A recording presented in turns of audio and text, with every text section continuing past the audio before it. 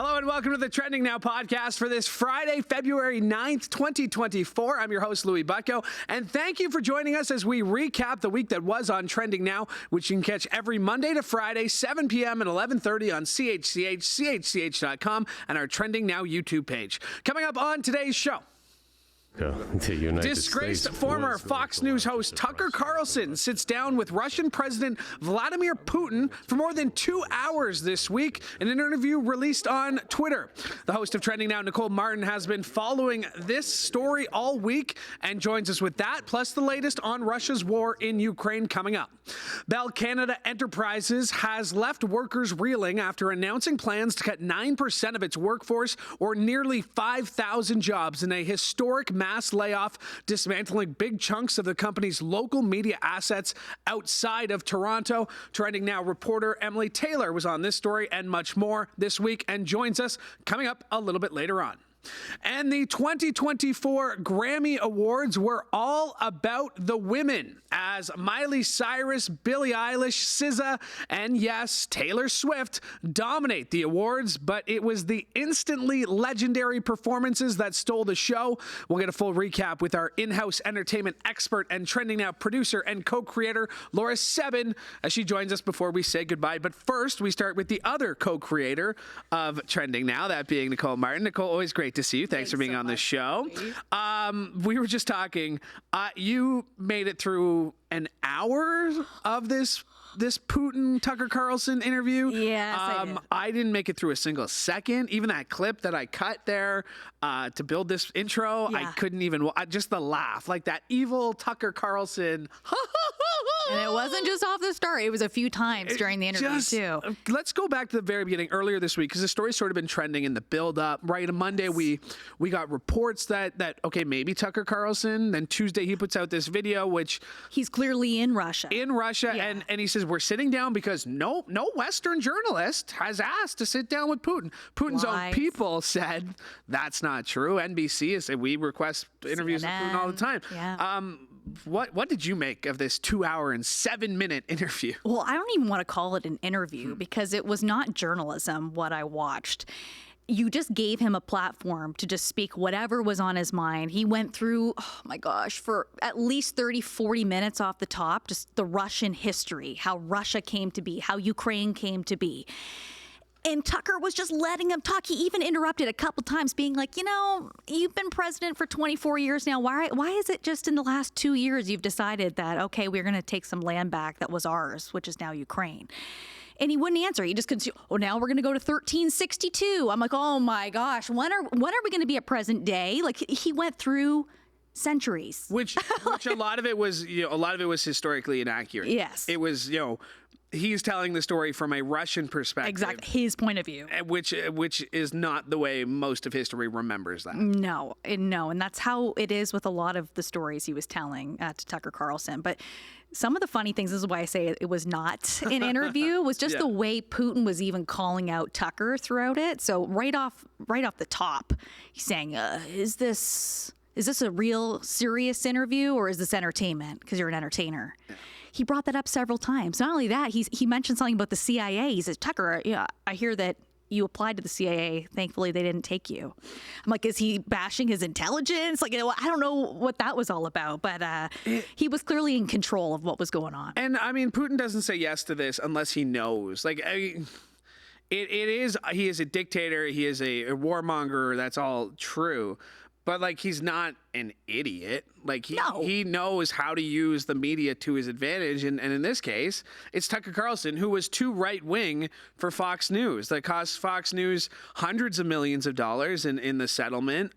Was just too much. They had to move on from him. When you're too right-wing for Fox News, you go to Twitter or X, and that's what we do. And it's the Elon Musk's praising. It's the right's praising of this interview. And the timing was, I found, pretty interesting because this interview comes out, and at the same time, you had the report about Joe Biden yesterday. Mm-hmm. The Inspector General report basically saying he's an old man, he's confused, he got some dates wrong. So now you have people on the right saying, look at Putin. Look how strong he is. Look how powerful he is. Now look at Joe Biden. It's pretty scary, I would say. Yeah, and not only that, it's just the timing of it. We know that the election's coming up in the United States in 2024, November, so we're just a few months away now from that. But Hillary Clinton, the former Secretary of State, she sat down and did quite the interview calling Tucker Carlson a useful idiot. But her one big fear is the repercussions this is going to have in the United States. There are so many people that follow Tucker Carlson. His video of my last check was almost 190 million views already of this interview that we're talking about.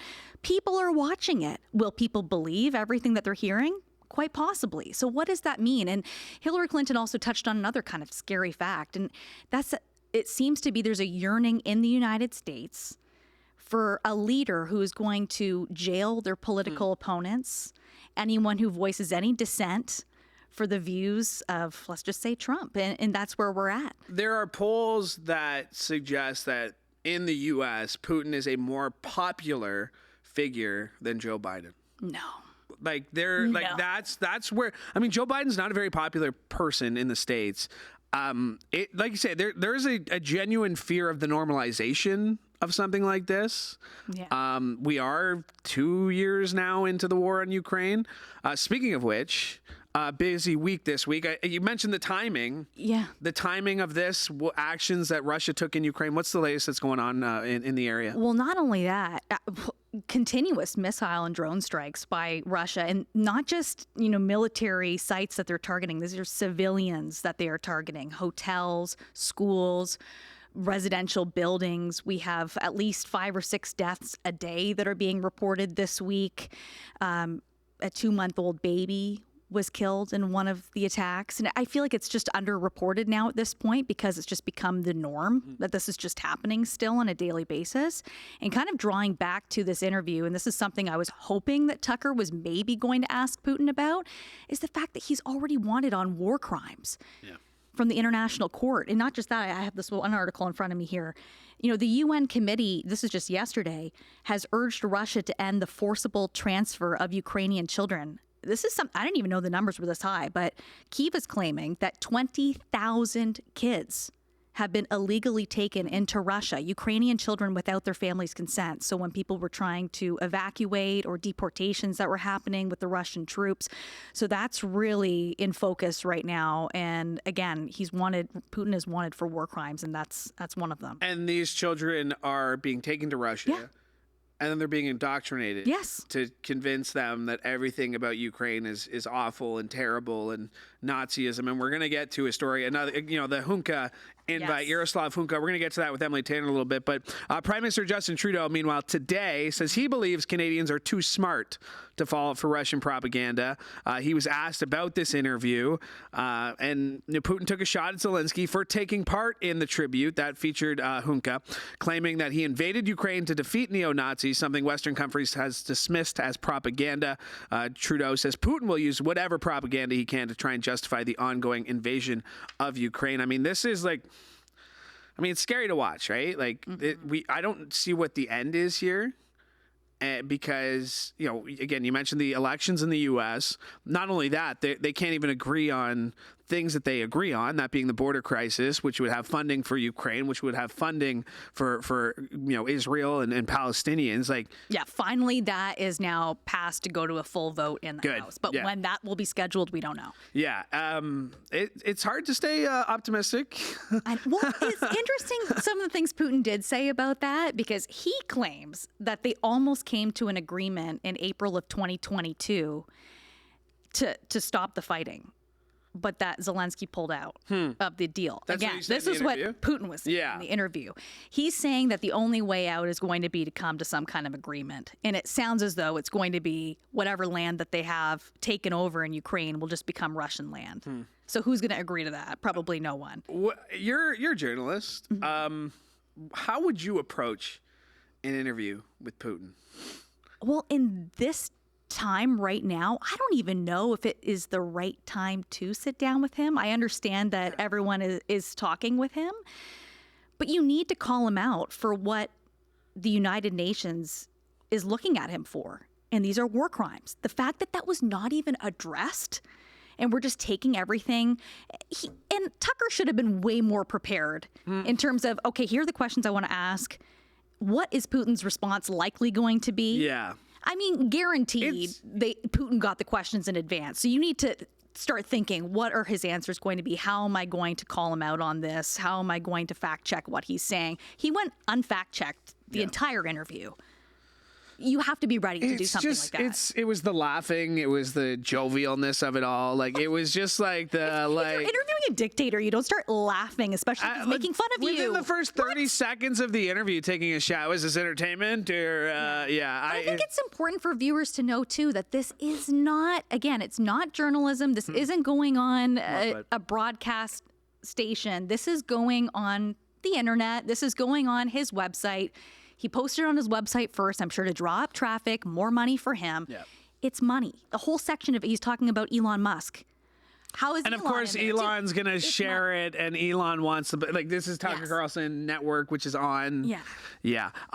This is our last podcast for a few weeks. Yes. Do you want to explain why? Okay. Yes, I'm going away again. I'm not pregnant, obviously. I'm not going on a mat leave. Let's get that rumor out of the way. Yeah, exactly. No. So, it's unfortunate, but I have developed quite a large ovarian cyst. And, 8% of women, from what I was just reading, develop cysts that are so large, mine's larger than a softball at this point, that they need to be surgically removed. And so I'm in quite a lot of pain, and they've moved up my surgery a few times now. So I will be gone next week for 4 weeks. And hopefully all goes well. We are going to miss you. I want to genuinely thank you for putting my name up there as a potential replacement. And I'm happy to say for at least the first few weeks, I'll be filling in for you. Yes. So big shoes to fill, obviously. And we wish you all the best. And we can't wait to see you back at 100%. And knowing the pain you're going through and everything, you're still crushing it every day. So we appreciate it. Louie, thank you. Awesome. And have fun hosting. I will. I'll be back, but have fun hosting, Louie. Pretty excited. Okay, thanks, Nicole. All right, my thanks to Nicole Martin for joining us. And as we continue on with this, Justin Trudeau, I wanted to get to this part of it because earlier this week, Justin Trudeau's office says that it did invite Nazi veteran Yaroslav Hunka to a reception for Ukrainian President Vladimir Zelensky in Toronto the same day that Hunka was given a standing ovation in Parliament, all without knowing his Nazi connections. Now, Trudeau apologized in the House of Commons in September, but it was Speaker of the House Anthony Rota who took responsibility for inviting Hunka to the House and ultimately resigned over the incident. Now, both say they were unaware the 98-year-old served in a Ukrainian unit of the SS Waffen during the Second World War, bringing up questions of what kind of vetting process the guest list underwent, if any, and sparking public outcry. The invitation was sent by the Office of Protocol of Canada to Hunka, and he did not attend the reception in Toronto. In an emailed statement this week, the Prime Minister's office says Trudeau had no knowledge of this individual, and knowing what is known now, the individual shouldn't have been invited. But as we were talking with Nicole, Putin used this, specifically calling out Justin Trudeau as part of his interview. This was a story that was covered by our very talented, very good friend, Emily Tayler. Hello. Who's on set with us now. And Emily, obviously, even this story has changed. This is the great thing I love about this show. Like, we'll do a story on Wednesday, and by Friday, it's like, oh, yeah, we got to update it because now Putin is saying this and Trudeau's saying that. Exactly. But this was a big deal at the time. That's not what I want to get to you about. I want to talk to you about the Bell Media cuts. Bell has also a changing story. Yeah, Bell has said that it will lay off nearly 5,000 people, including journalists. They'll sell off 45 radio stations and end most of its noon and weekend newscasts across the country. Now, for me, this is personal. Yes. I think in June on this show, I had a very impassioned rant against Bell Media. So I remember. What's the latest? What have you heard? Because this is obviously, again, near and dear to me. Yeah. I know a lot of people. I worked at 6 of those stations that got cut or that are in the process of being sold. Excuse me. Mm-hmm. What have you been hearing? What's the take on this? Yeah, I think the latest thing today is we had Trudeau respond. In terms of the actual Bell Media cuts, there's still a lot of information that we don't have, right? So this was an internal memo to staff, not actually an official announcement from Bell Media's CEO. And we don't know who's getting cut quite yet. It's not really clear who these 4,800 jobs are going to be because they're going to be announced by the spring, right? And a lot of the journalists specifically are unionized at Bell. So will it be seniority-wise? Will it be, if your show is cut, you're cut as well? Very unclear as to what's going to happen. So I can't imagine the anxiety and tension that's happening in these Bell newsrooms. And then the radio stations, as you mentioned, 45 of the regional radio stations were sold off to 7 different owners. So some in St. Catharines also, some in our region. Yep. As I'm sure you know. Yep. So I started, so my first on-air job was at CKTB in St. Catharines. I was there when it was an Astral station, then Bell Bottom. Yeah. There was a book on my desk saying, "Welcome to Bell," and I was so, excited to be part of this giant company. Little did I know, a few years later, I'd be laid off, and I'm not sure how much I'm allowed to talk about that. You have an NDA as somewhere part of you my gotta... severance agreement. Maybe even mentioning the word severance, I'm not allowed. The thing is, it's we're, late 20s, early 30s, we got our foot in we more than that, have our foot in the door, right? I feel for all those kids who are going through journalism programs, whatever journalism programs are left, but broadcast programs, those are, it would be hard for me to go back to Niagara College and get excited about this industry when I see things like this. It's tough even now as someone who, as you're saying, is more established. I'm 25. I've been here for about 2.5 years or so, but I remember even when I was in school, there was very, very much that air of you'll never get a job in journalism kind of thing. And it was if you keep trying and trying and trying, eventually you're going to make it to not be freelance and to be able to be somewhere full-time, part-time, whatever it is, right? And that even if you get work, it's going to be precarious. And maybe Bell proves that in this case because even full-time jobs aren't necessarily as secure as we thought, but that was already the air when I was in school and at Western. So I feel for the kids who are going through it. So Bell says they're blaming government regulations. They say a lack of government support for the decision to cut jobs, saying media regulating bills like Bill C-18 and C-11 won't provide immediate help for their revenue shortfalls. This is the part that if we have one takeaway about this, you're going to announce that you're laying off 5,000 people. Yeah. You took $40 million in government funding. Yep. Which is about $40 million worth of people you're laying off. Your CEO makes $15 million a year. 13.5 in most recent. Your dividends are $3.99 a share, which make them the highest among the TSX. So if I have 1,000 shares of, you have to think about it very simply. I have 1,000 shares of Bell. I'm just happy I'm getting my $3,000 in dividend payments this quarter. And they went up, right? It was $3.97 recently, went up to $3.99. It's inching, and it's already the high, among the highest in TSX. This is a $1 billion company. Yeah. And I hate to go and I'm not going conspiracy theory here, but I don't think people are aware of just how much Bell impacts their life. Yeah. You could have your cell phone, it could be the TV you watch, it could be the channels you watch. It's very likely not going to be the radio stations you listen to anymore because of this deal. There's huge telecommunication companies in the world, in this country, that have a lot of power. And that's the thing, right, is they said that these businesses have become unsustainable, specifically with the radio ones. They bought them. Yeah. They bought them 15 years ago. And then actually sold them for profit, or for some money at least. I don't know what the deals were actually. But so clearly there's still some value there. Someone thinks that they're sustainable. But that was actually what the BC Premier the other day, or David Eby, was saying, and now Trudeau has come out and sort of echoed as well, is that Bell bought these companies, stripped their resources from them, and then said that they were unsustainable. So whose fault is that? They were very much pointing the finger at Bell, calling it corporate greed, a garbage decision. That was Trudeau today, Trudeau said it was, I don't know if I can swear on this podcast. Go for it. Pissing him off. Yeah, I know. We can say up to shit. Is the word. If we go anywhere beyond there, we have to be careful. Okay. I'd have to bleep it in editing, but I can say that word. I've been told I can say that word. Okay, and then Eby called it, Bell did the encrapification of legal news, or local news, sorry. Yeah. So that was... like I say, I don't know, again, legally what I'm allowed to say as somebody who signed something a long time ago. Yeah. But it's just like I was there in not even the high times, but I remember working in a newsroom that had a morning anchor, a morning reporter, midday anchor, midday report. It was a bustling newsroom. Yeah. And now it's one person. Yeah. All day. one person 9 to 5. Like, and it's not just the jobs, which are, people that I know and people that I've worked with or have applied for jobs with.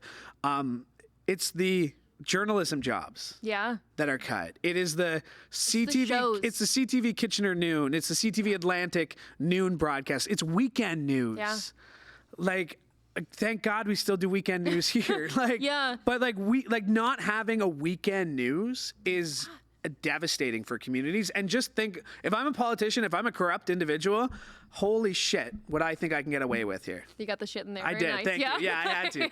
Because you teed me up for it. Like we always say, Washington Post, I think it's democracy dies in darkness. Yeah. Like, there aren't these people telling these stories, then they're not going to get told. And a lot of communities are left completely in the dark, right? You still have the shows for Toronto, Montreal, and Ottawa, I believe, but that leaves a huge chunk of the country just completely without shows. And that's when I spoke to a journalism professor who studies this sort of thing, and he said that was the biggest concern for him. Obviously, the job loss is terrible and everything like that, but the fact that shows fully are being cut is a huge dig at keeping people informed, right? Yeah. Canadians already have such little trust in media overall, and that's being studied. This is not just a speculation. It's going down. It's declining. But I mean, we can say from firsthand experience, and also though, from too. Speculation. Anecdotally, it matches. Anecdotally, we can say, yes. And people just have less and less of an idea of how to differentiate between disinformation and from journalism. So if you have less journalism, less actual reporting and facts out there, then that gets muddled even further. You got big plans for the weekend? Actually, no. Oh, isn't that nice? Yeah, I'm kind of looking forward to it. Nice? So I was like house sitting for my buddy last weekend, cat sitting. They don't trust this cat to be alone. Like, ridiculous. They went skiing, and can you watch this cat? And I'm like, sure. It was just nice. It was like a little Airbnb, like not my house. Yeah. They have cable. I don't have cable. I don't right? Cable. That's a luxury. Yeah, they have multiple floors to their house. I'm like, I have an apartment. I was like, I was living luxury. Living large. So that was my big exciting last weekend. This weekend, I'm like, I'm going to keep it like calm. Yeah. Well, Super Bowl. You must be going to Super Bowl plans. Yeah. Okay. So I got a couple options because I'm always that guy who doesn't commit to something but listens to all the offers. I know it's awful. I know the worst kind of friend. person. Like, I got one buddy who's like, I got a brisket, and like he showed me a picture. It's like $100 brisket that he's going to smoke. Okay. So that's pretty high on the list. Yeah. But then it's like, I don't want to commit. No, because they're really like trying to entice you with little bits. They're like, ooh, we have beer. We have brisket. We have nachos. Like, you gotta like pick your favorite thing. Exactly. I'm just gonna be sitting eating my chicken wing dip at home. I want both teams to lose. That's all I want. Emily, thanks for doing this. Have a great weekend. Who's winning? Kansas City Chiefs. Yeah. Yeah, well, really, Taylor Swift. It's Taylor Swift's world, and we're going to get to that in the Grammys in just a second. It's Taylor Swift's world. The rest of us are just living in it.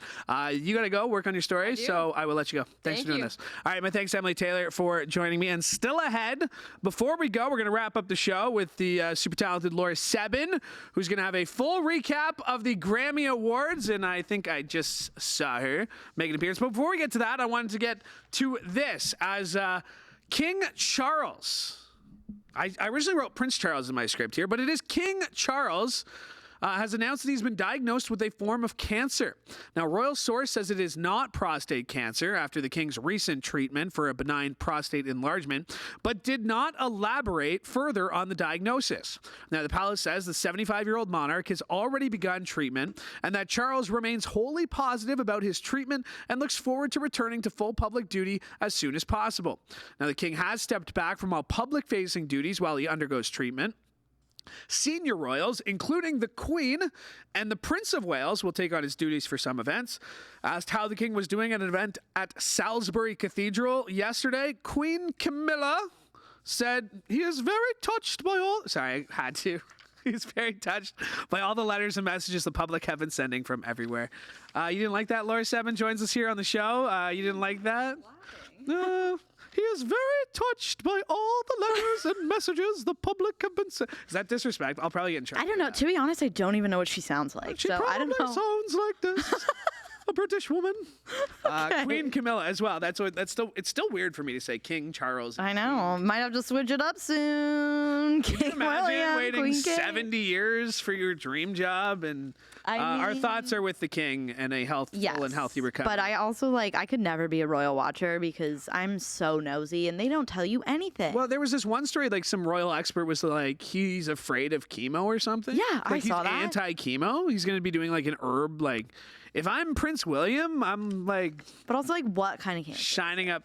Tell me. Yeah. Give me the deets. I pay for it. And they were so open with his enlarged prostate. We had to know about his enlarged prostate. But this, we're we're gonna keep it under wraps. We're gonna keep this one under wraps. Exactly. The 66th annual Grammy Awards provided an action-packed shows where women earned the biggest honors and had the majority of the most memorable performances. I was just telling Emily Tayler, I was house sitting for my friends. Okay. And, they have cable. I don't normally have, so I watched it. Okay, I watched the Grammy wow. Awards, and I was thoroughly impressed. Actually, from beginning to end, I thought the award show, I thought it was very well done. Yeah, if you like the Grammys is not the award show you watch for the awards. You watch it for the music. I think they handed out 6 awards. Yeah, maybe. I noticed that. So it's a more enjoyable one if you like music because it's just basically a 2.5 hour concert, and I just thought it so many of the performances were so memorable and the in memoriam. It was 20 minutes long, but it was because they were singing songs. I just thought it was fantastic. Fantasia Barrino. Oh my God, I love her. I love that people are finally recognizing her talent after they What do you mean? She won American Idol. She did, but then everybody swept her under the rug. Because she didn't win, because we expect American Idol winners to win Oscars the very next year, like J-Hud. Wow. But she was only the third. J-Hud wasn't even a thing. Oh, yeah, that's right. She didn't at the win, time. right? Yeah. Fantasia she lost to Ruben. Was that Ruben's year? Maybe. Ruben Studdard. Fantasia, though, was the third winner, though. It was Kelly Clarkson, Clay Aiken, and then her. No, Ruben beat Clay Aiken. Oh, that's right. Yeah. That's See, right. Good job. This is why I'm trying to get an invite to Trivia Thursday. Okay. This is what I'm trying to show you that I know Okay. my Well, pop when culture. you're on the late shift, you can come. Okay, sounds good. I really enjoyed the Luke Combs, Tracy Chapman. Oh I mean, my that God. was because they didn't show her right away, right? They showed the close up on the guitar, and then they kind of pulled out, and you were like, "Oh, damn!" Yeah, they kind of had to. It got me. But it did. You almost knew it was coming. I had a feeling they were doing this little package before, and I was like, "Is she gonna be there?" I don't know. And then just to see, I welled up a little bit, just seeing her face, when everybody was just screaming for her. It was so cute, and she doesn't go out much. No, just her 4th public performance in 15 years, as you wrote in your recap. Joni Mitchell. Yeah. Took the Grammy stage for the first time in her career. Crazy. After suffering a brain aneurysm that forced her to relearn how to walk, speak, and sing. And you mentioned the in memoriam segment, Fantasia Barrino with Tina Turner. Which also, though, circling back to American Idol, was a very full circle moment for her because she auditioned for American Idol with Proud Mary. What? Yeah. I didn't know that. Yeah. With a nice intro from Oprah. I was saying in the canteen later in the week that I had thought Tina Turner had died 5 years ago. I to the point where I'm like, why are they honoring Tina Turner? And then I looked it up. It was May 2020. Hey, these things happen. Up until maybe 3 years ago, I fully thought Bob Dylan was a member of the 27 Club. He's been dead for a long time. And then maybe. And then I think he was given a Nobel Peace Prize. And I go, what is they posthumously honoring him? And one of our producers, Dawn, was like, he's still alive. Jay-Z accepting the Dr. Dre Global Impact Award, using the time to bringing Blue Ivy onto the stage. I don't know if he that was a plan. Was it seemed it like she just kind of followed him up there. I don't know. Meanwhile, Beyonce was she was letting it known. She's not she's won more Grammys than any other person in the history of the show, right? And been nominated for more. But has never been nominated for Album of the Year. She's been nominated. She's never been given it. Because that's what he used part of his speech to. Yeah. Well, we were kind of talking last night at trivia. Sure. And oh wow, you had to bring up trivia. I just told you my feelings are hurt about it. You did not. You just said you wanted an invite. Okay, yeah, okay, you're right. Okay. All right. Same. fact check you. Yeah. No, we were Fact check me talking on my about own it show. last night. Beyonce's just always, she's always pushing the envelope. She's always doing stuff that people have never done before. And last year she lost to Harry Styles, and I'm a Harry Styles stan till the day I die. I love that man. I got tattoos that have to do with him. Okay. But like the Renaissance album, I've always just been a casual Beyonce fan. Like I'll listen to her radio hits, but that album, I'm like, I love Beyonce. I'm obsessed with her now. Like, so I I'm like, remember that. I what remember the else? change. So I'm like, what else does this girl have to do? Like, what do they want from her? Do they want her to make like a white pop album full of cliche lyrics like somebody else does? Whoa! Speaking of, Midnight's earned Swift her. Is that who you're talking about? Yeah. Taylor Swift won her 4th career Grammy for Album of the Year. That's an achievement no one can match. Her 4th Which, win congratulations. in the category. I'll give it to her. Congrats. Hard for you not to. No, but it's hard a for you big not to milestone. sound sarcastic doing that. It's a big milestone. Good for you. Good for you. My thing was that like she clearly knew when she won. She clearly thought she was going to win more than one. Yeah. Right? Because like she goes up, she won the first one for best pop vocal album. Yeah. She announced new music. Like See, everything was very like she didn't thank anyone. She used her first acceptance speech to say, "Hey, everybody, check my new album. Oh, you're gonna get the art." Like this is the thing with Taylor Swift. Like she is so successful and she is so like good at what she does. Clearly, she's a talented songwriter. 100%. She's a billionaire. She's a smart businesswoman. But like. You're making it hard, Taylor. Like you're making it hard sometimes when you're everywhere all at once. Yeah, I saw a TikTok that like described that moment really well because a lot of the reaction outside of fan reaction to her announcing new music, which obviously like for her fans was like super exciting because everybody thought that she was going to announce the re-record of Reputation. Which she did later. Did she not? No. Oh, she hasn't done that yet? Okay. No, so I think that's the second last one that she has to re-record. It's that one in her debut that she has to re-record that are left, if I'm not mistaken. But everybody thought that was coming, and then she announced the music instead, and that was like super exciting. But another faction of the conversation about that was the reaction of the crowd and being like, everybody just looked pissed. And I saw a TikTok, and somebody kind of explained it really well, was that she wasn't announcing this in front of her fans. She was announcing it in front of her peers. And she took the moment to once again make it all about her.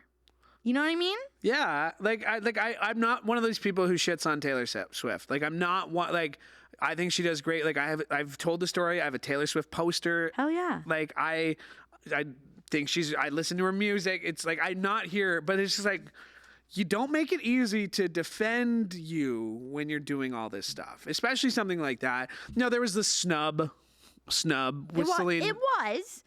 I don't think she had to say anything about Celine Dion in her speech. Like I know a lot of people were comparing it to Miley shouting out Mariah Carey, and I don't think she needed to say anything. Granted, she was given an award at the VMAs last year by NSYNC and made her entire speech about that. So she is capable of doing it. But I think the issue was that when she took the award from Celine Dion, she literally didn't even look at her. She didn't even look at her. She didn't say thank you. So I think that was what, like, I didn't need her to say, oh my God, can you believe Celine Dion? But looking at her and being like, thank you so much before she got up to do her speech. The pair did share a photo after the show backstage, and it was nice to see Celine Dion. Like I wasn't sure what to expect, and she sounded great. So and nice. you know, obviously she's dealing with a stiff person syndrome, but it was great to see her. And then I thought Miley Cyrus kicked ass too. Oh, her performance she was of Flowers, great. She was great. First you thought it was over, and then she did the little guitar thing at the end. Yeah, and she kicked over. I really like Miley Cyrus. I enjoy her. She's a very, very, very good super performer. talented. I didn't love her hair that night. Super Bowl. Who do you got? First of all, is Taylor Swift going to be there? Obviously, she's going to be there. She's in Tokyo the day before. Yeah, and everybody's already done the math. She can get there and have time for a nap before she has to be in the Wait, you're telling me stadium. she doesn't have her private, one of her 8 private jets doesn't have a bedroom that she can. Well, she'll sleep on the flight too, but like she has time to take a chill pill at the do you hotel. think too. she'll be celebrating with her significant other, Travis Kelce, Patrick Mahomes? I Are you picking the Chiefs? genuinely do not care. Like, not about like her, but like about the game. No, Rihanna. Last year was like I want to say like last year was like your Super Bowl. I'm wearing the shirt. Like Rihanna was the biggest thing. Like it's going to be hard for that to top. Like for me, years. yeah. Normally my watching of the Super Bowl goes, my mom's watching. Laura, the halftime show's on. I come out of my room, watch it, come back, go back into my room. I think I would have watched if the Lions were in the Super Bowl. Yeah. I think I would That's have. fair. Or the Bills. I probably would have. But otherwise, I have no stake in these teams. But if I had to pick one, I'm going to go 49ers because my cousin lives in San Jose and he goes to the 49ers games. There you go. So I've been to one Super Bowl. That was the New England Patriots beat the Seattle Seahawks. It was in Arizona. Katy Perry halftime show. Ooh, that's a good one. That was a good one. That was Left Shark. That was Left Shark. Good one. But yeah, that kind of the same How'd reason. you get there? My buddy's parents had a place in Arizona. Another buddy's friend had a connection with tickets. Okay. So we bought tickets, face value, $600. Wow, that's so exciting. Yeah, and so it's kind of the same idea. Like having been to one, unless the Bills are there, like everything else is sort of just like, been there, done that type thing. And I feel like these two teams were just kind of like the boring teams this year. You know, like good. I know the Ravens were like at the top, but they even would have been okay because of the whole story with Lamar Jackson. Like I just feel like there were better stories for teams to have gone in, whereas these two you're just like, ugh, like okay. It's kind of like the the Warriors got in 4 years in a row. Like enough of the Chiefs. I'm done. You're done. I'm done, and I don't even follow football, and I'm done. All right. Well, with that, I appreciate you doing this. Thank you. You got a show. You got to get ready. All right. And then I'm not sure if you heard, but Nicole's taking some time off. She is, and we're gonna take a break from the podcast for a couple weeks. Don't. We haven't decided. Don't come crying to me on Fridays when we have just as much work to do. Yay! But again, I thank Nicole, but I want to thank you too for trusting me to anchor for a few days to fill in, and looking forward to it. There you go. All right, thanks, Laura. Thanks, Louie. All right, my thanks to Laura Sebben for joining me. My thanks to Emily Tayler and Nicole Martin as well. And thank you for joining us. Remember, you can follow Trending Now on all your favorite social media channels. That includes X, YouTube, and TikTok at Trending Now CHCH. And while you're liking and subscribing, why don't you go ahead and like and subscribe to CHCH Podcast, where you can catch all of our shows, including all the Trending Nows, all the Newsmakers podcasts, including the brand new Sports Line podcast with Bubba O'Neill, all available at chch.com/podcasts. My thanks to Mike Corsten for directing today's show, and my thanks to Alex Pohl as well, because she rolled the prompter, and I appreciate that, Alex. And thank you for joining us, because we could not do the show without your support. From all of us here at CHCH, I'm Louie Butko, hoping you have a great weekend.